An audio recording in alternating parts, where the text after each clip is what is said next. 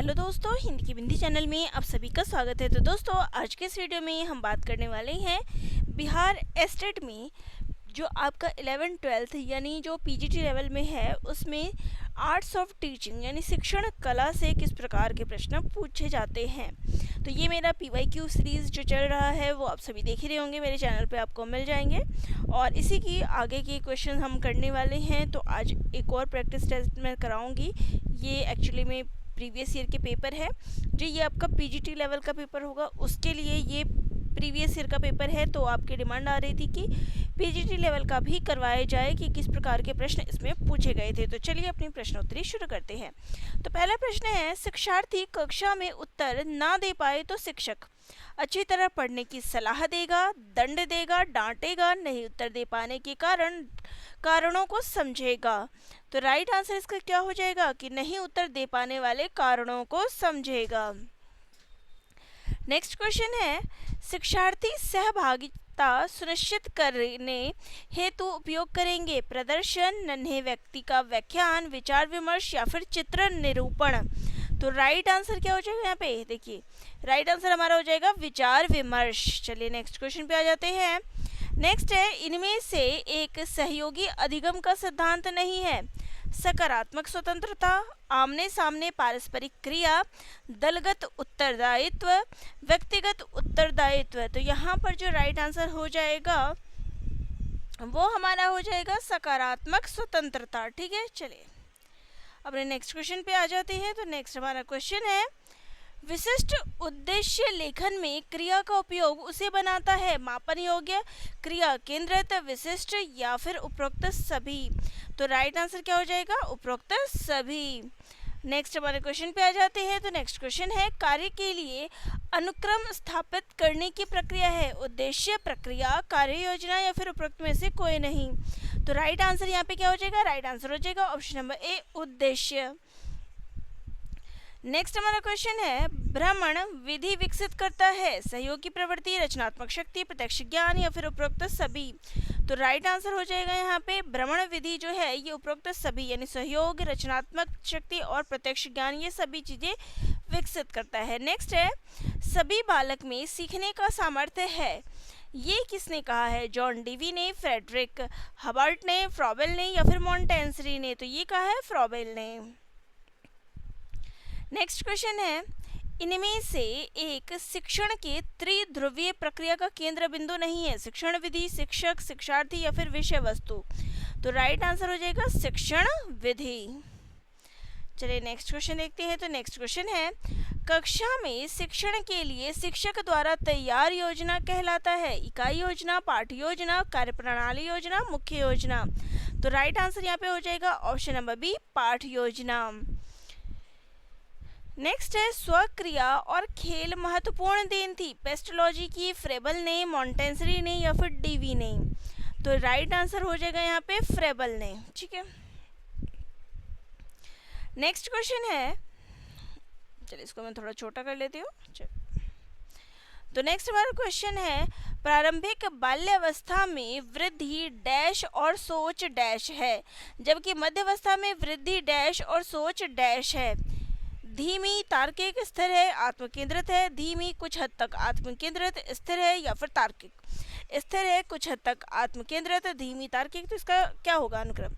तो सबसे पहले देखिए, बाल्यावस्था में जो वृद्धि होती है वो क्या है, स्थिर होती है। फिर उसके बाद क्या है, और सोच क्या होती है, कुछ हद तक आत्म केंद्रित होती है। लेकिन यही चीज बाल्यावस्था में क्या है, वृद्धि जो है वो धीमी हो जाती है और सोच क्या है, तार्किक हो जाती है। यानी जो हमारा राइट आंसर हो जाएगा वो हो जाएगा ऑप्शन नंबर सी। ठीक है, चलिए नेक्स्ट क्वेश्चन देखते हैं। तो नेक्स्ट क्वेश्चन है, जीन पियाजे के अनुसार पूर्व संक्रियात्मक चिंतन के मुख्य विशेषताओं में से एक डैश है जो किसी भी स्थिति के एक पहलू पर ध्यान केंद्रित करने और दूसरों की उपेक्षा करने की प्रवृत्ति को संदर्भित करता है।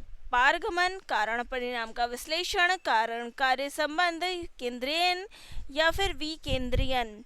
तो राइट आंसर यहाँ पे क्या था हमारा, राइट आंसर था ऑप्शन नंबर सी, केंद्रीय ठीक है, केंद्रीयन जो है इसका राइट आंसर है। चलिए नेक्स्ट क्वेश्चन पे आ जाते हैं।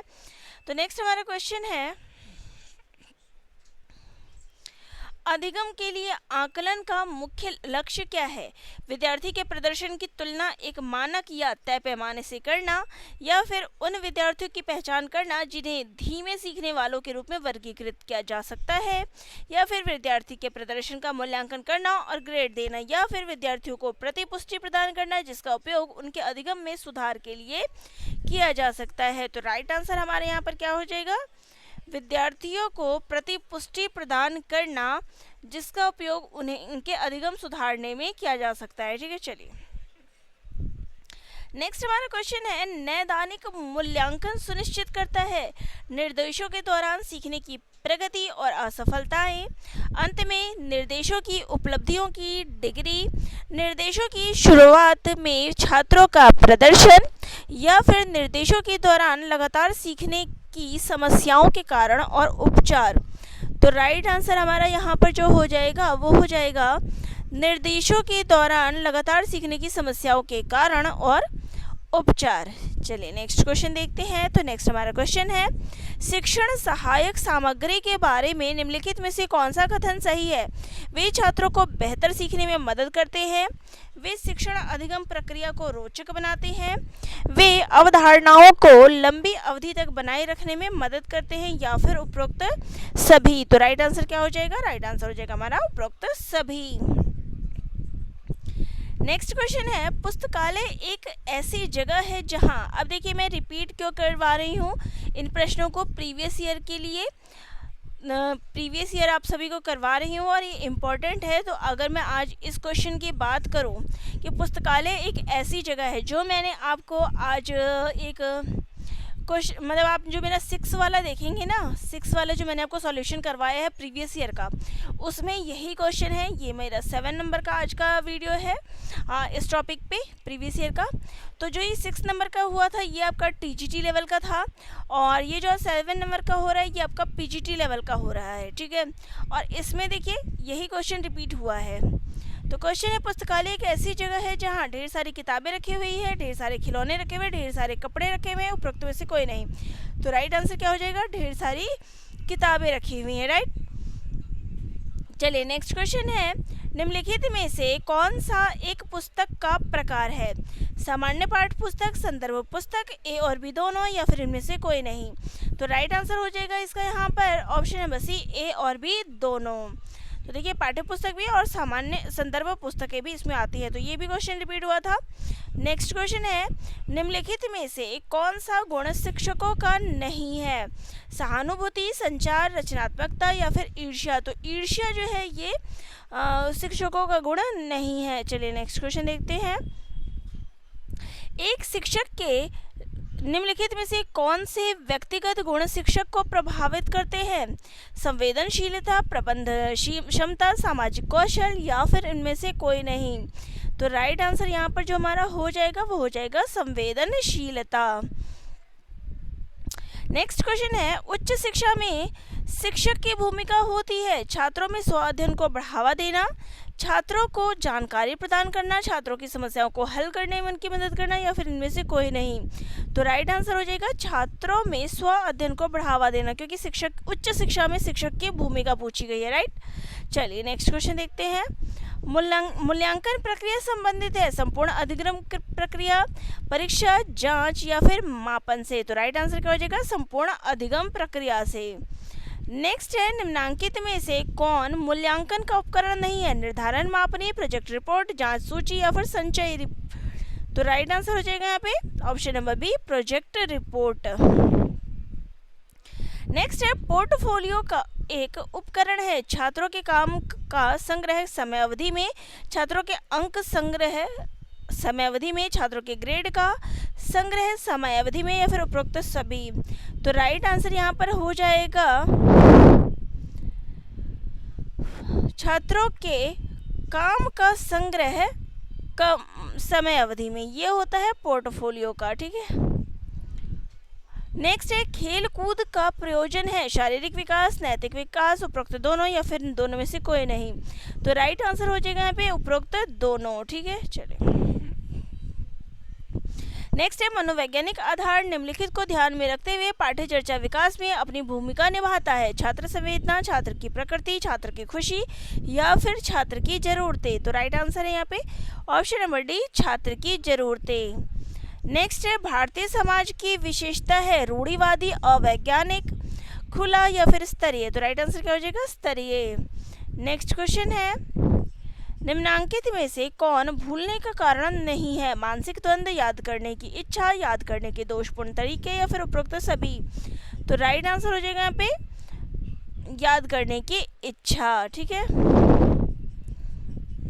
तो यहाँ पे हमारा प्रश्न है कि इनमें से कौन सा कारक अधिगम प्रक्रिया को प्रभावित नहीं करता है? बुद्धि, रुचि, तत्परता या फिर उद्देश्य निर्धारण। तो राइट आंसर क्या हो जाएगा यहाँ पे उद्देश्य निर्धारण। चलिए नेक्स्ट क्वेश्चन पे आ जाएं। तो नेक्स्ट हमारा क्वेश्चन है श्रव्य दृश्य सामग्री सुविधा प्रदान करती है? बहुसंवेदी, केवल दृश्य, केवल श्रव्य या फिर उपरोक्त में से कोई नहीं। तो राइट आंसर हो जाएगा यहाँ पे बहुसंवेदी। नेक्स्ट क्वेश्चन है डायंस ब्लॉक का उपयोग किया जाता है? जोड़, घटाव, उपरोक्त दोनों या फिर उपरोक्त में से कोई नहीं। तो राइट आंसर हो जाएगा यहाँ पे ऑप्शन नंबर सी, उपरोक्त दोनों। नेक्स्ट क्वेश्चन है लाला लाजपत राय को इस नाम से भी जाना जाता था? शेरे बंगाल, शेरे महाराष्ट्र, शेरे कश्मीर या फिर शेरे पंजाब। तो राइट आंसर हो जाएगा यहाँ पे शेरे पंजाब। नेक्स्ट क्वेश्चन है निम्नलिखित में से किस मॉनसून से भारत में सर्वाधिक वर्षा होती है? उत्तर पूर्व मानसून, दक्षिण पश्चिम मानसून, दक्षिण पूर्व मानसून या फिर पूर्वी एशिया मानसून। तो राइट आंसर हो जाएगा यहाँ पे दक्षिण पश्चिम मानसून। चलिए नेक्स्ट क्वेश्चन है विश्व में सबसे अधिक इंटरनेट उपयोगकर्ता किस देश में है? चीन, यूएसए, भारत या फिर ब्राजील। तो राइट आंसर हो जाएगा यहाँ पे चीन। नेक्स्ट हमारा क्वेश्चन है बिहार में किसके नेतृत्व में सर्वदलीय दल ने साइमन कमीशन का बहिष्कार किया था? अनुग्रह नारायण सिन्हा, रामवृक्ष बेनीपुरी, फणीश्वर नाथ रेणु या फिर राजेंद्र प्रसाद। तो राइट आंसर हो जाएगा यहाँ पे अनुग्रह नारायण सिन्हा। नेक्स्ट है CERT इन की हालिया अधिसूचना के अनुसार साइबर घटनाओं का पता लगाने के बाद रिपोर्ट करने की समय सीमा क्या है? 2 दिन, 1 दिन, 12 घंटे या फिर 6 घंटे। तो राइट आंसर हो जाएगा यहाँ पे 6 घंटे। चलिए नेक्स्ट क्वेश्चन लेते हैं कांसा यानी ब्रॉन्ज एक मिश्र धातु है जिसे निम्नलिखित में से किन्हें पिघलाकर बनाया जाता है? जिंक और टीन, टीन और कॉपर, कॉपर और जिंक या फिर एल्यूमिनियम और जिंक। तो राइट आंसर हमारा क्या हो जाएगा यहाँ पे राइट आंसर हो जाएगा टीन और कॉपर को।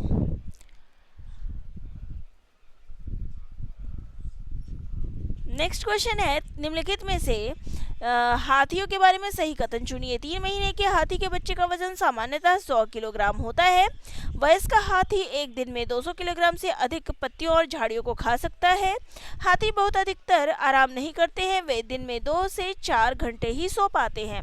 हाथी कीचड़ और पानी में खेलना पसंद करते हैं। तो राइट आंसर यहाँ पे क्या हो जाएगा कि हाथी जो है बहुत अधिक आराम नहीं करते हैं, वे दिन में 2-4 घंटे ही सो पाते हैं और हाथी कीचड़ और पानी से खेलना पसंद करते हैं। तो ये दोनों कथन हमारे सही है। ठीक है, नेक्स्ट है बिहार राज्य के लोगों के लिए निम्नलिखित में से मधुमक्खी पालन कार्यक्रम आरंभ करने के वर्ष की सर्वश्रेष्ठ अवधि चुनिए। अगस्त से अक्टूबर, अक्टूबर से दिसंबर, फरवरी से अप्रैल या फिर अप्रैल से जून। तो राइट आंसर हो जाएगा यहाँ पे अक्टूबर से लेके दिसंबर का समय। ठीक है, चलिए नेक्स्ट है निम्नलिखित कथनों को पढ़िए तथा विकल्प का चयन कीजिए। अभिकथन दाब लगाने पर गैस को आसानी से संपीड़ित किया जा सकता है। कारण है जब हम किसी गैस पर दबाव लगाते हैं तो गैसीय कणों के बीच अंतराणुक स्थान कम हो जाता है। तो यहाँ पे बताइए कौन सा कथन सही है और कौन सा नहीं है। तो राइट आंसर हो जाएगा यहाँ पे कि दोनों ही कथन सही है और ए जो है आर की सही व्याख्या करता है, यानी ऑप्शन नंबर सी।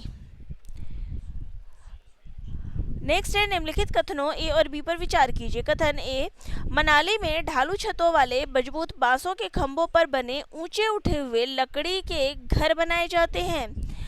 बी है मनाली में बारिश बहुत अधिक होती है और बर्फ भी पड़ती है। तो राइट आंसर हमारा यहाँ हो जाएगा कि ए तो सही है कि बांसों के खंभों पर ऊंचे उठे लकड़ी के घर होते हैं, लेकिन बी जो है कि मनाली में बारिश बहुत अधिक होती है और बर्फ भी पड़ती है, तो ये जो है देखिए ये गलत है और ये बी वाला कथन सही है कि मनाली में बहुत बारिश होती है और बर्फ भी पड़ती है, और ये वाला लकड़ी के घर होते ये गलत है। तो ए गलत है परंतु बी सही है। चलिए नेक्स्ट क्वेश्चन है, बच्चों में गणितीय अभिरुचि को विकसित करने के लिए एक अध्यापिका निम्नलिखित गतिविधियां अपनी कक्षा में करवाती है। उन्होंने अपनी कक्षा में एक गणितीय कोना बनाया जहां पर विद्यार्थी विभिन्न गणितीय गतिविधियां कर सकते हैं। वह हमेशा उस विद्यार्थी की प्रशंसा करती है जो कक्षा में सत्रांत परीक्षा में सबसे अधिक और अंक प्राप्त करता है। वह बच्चों को भारतीय गणितज्ञों और उनके योगदानों की वीडियो दिखाती है। वह कक्षा में गणितीय पहेलियां और जादुई वर्ग हल करने के लिए देती है। तो राइट आंसर हो जाएगा कि वह हमेशा उस विद्यार्थी की प्रशंसा करती है जो कक्षा में सत्रांत परीक्षा में सबसे अधिक अंक प्राप्त करता है। नेक्स्ट है, निम्नलिखित में से कौन सा कथन गणित की प्रकृति के बारे में सबसे उपयुक्त है? यह बच्चों को सृजनात्मक बनाने में सहायता करता है।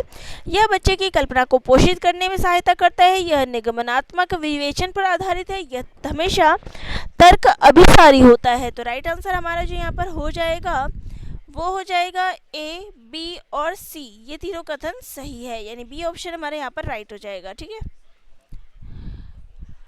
नेक्स्ट है, निम्नलिखित में से किसने गणितीय खगोल विज्ञान के क्षेत्र में काम किया है? महावीर, आर्यभट्ट, भास्कर या फिर रामानुज? तो राइट आंसर हो क्या हो जाएगा यहाँ पे? राइट आंसर हो जाएगा आर्यभट्ट ने। ठीक है, नेक्स्ट है, एक सब्जी बेचने वाला पालक 60 रुपये प्रति किलोग्राम बेच रहा था। सोनू ने 350 ग्राम पालक लिया, जिसके लिए सब्जी बेचने वाले ने सोनू से 21 रुपये 6 + 6 + 6 + 3 लिए। सब्जी बेचने वाले द्वारा प्रयोग में लाए गए इस गणितीय कौशल के संबंध में निम्नलिखित में से कौन सा कथन सही है? यह गणितीय कौशल अस्पष्ट है। यह कौशल कक्षा में गणितीय प्रश्नों को हल करने के लिए लाभदायक नहीं है।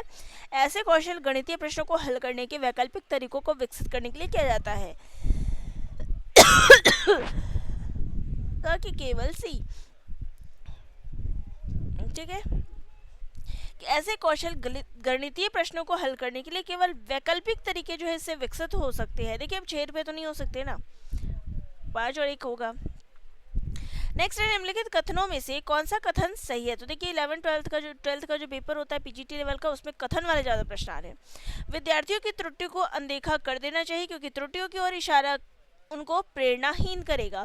विद्यार्थियों की त्रुटियां उनके सोचने की प्रक्रिया के बारे में जानकारी देती है। गणित में त्रुटियां अधिगम का हिस्सा होती है। गणित में त्रुटियां शिक्षकों को उनके पाठ की योजना बनाने में मदद करती है। तो राइट आंसर यहाँ पर हमारा हो जाएगा, विद्यार्थियों की त्रुटियों को अनदेखा कर देना चाहिए क्योंकि त्रुटियों की इशारा करना उनको प्रेरणाहीन कर देता है। ठीक है, ये कथन क्या है? सही नहीं है। नेक्स्ट है, सोमवार, अप्रैल, शुक्रवार। देखिए सोमवार का संबंध किससे है? शुक्रवार से है। तो अप्रैल का संबंध क्या होगा? सोमवार के बाद देखिए मंगलवार, वीरवार छोड़ा हुआ है, और अप्रैल के बाद भी हम अगर 2 छोड़ दें, मई, जून, जुलाई, तो क्या आ जाएगा? अगस्त, जो हमारे यहाँ पर राइट आंसर हो जाएगा। ठीक है, 3 छोड़े गए हैं। नेक्स्ट है, वह शब्द चुने जो अन्य समूहों से बहुत कम मिलता जुलता हो। गुर्दा, दिल, फेफड़े या फिर कान। अब एक आपके हिसाब से इसका क्या आंसर होना चाहिए? यहाँ पे जो आयोग के द्वारा है वो दिल लगाया गया है, लेकिन अगर मैं बात करूँ तो ये इंटरनल पार्ट्स होते हैं और कान जो है ये आउटर पार्ट्स हो गए। ठीक है, तो हो सकता है यहाँ पे राइट आंसर ये हो, लेकिन जो है मैं उसके अनुसार आपको आंसर बता रही हूँ। अब यहाँ पे देखिए 60, 30, 120, 15, 240। अब यहाँ पे क्या है? यहाँ पे राइट आंसर हमारा है 71/2। ठीक है, आप इसको सॉल्व कर लीजिएगा, मैं यहाँ पे उत्तर बता रही हूँ। एक निश्चित कोड में अगर बैड को YZW लिखा जाता है और सैड को HZRW लिखा जाता है तो लाइफ को इस प्रकार लिखा जाएगा। तो लाइफ को क्या लिखा जाएगा उसी कोड में? तो लाइफ को लिखा जाएगा OR,